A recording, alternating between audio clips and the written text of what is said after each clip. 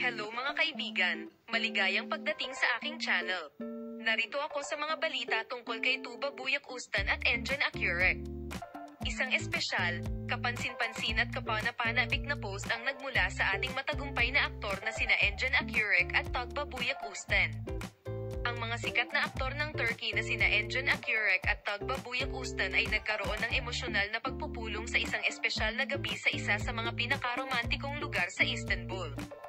Ang espesyal na sandali na ito ay nagulat sa mundo ng magazine sa mga romantikong pagtatapat at matalik na pag-uusap ng mag-asawa. Ipinahayag ni Engin Akyurek ang kanyang damdamin para kay Tuba Buyak Ustan sa Caesar at sinabing, "Ang gusto ko lang ay ang iyong pag-ibig." Naging intimate dinner ang romp sa halip na isang pre-planned event.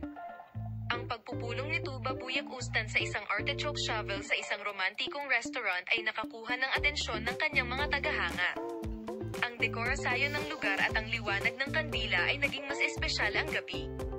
Ang reunion na ito ay nakakuha ng atensyon ng mga tagahanga at magazine reporters.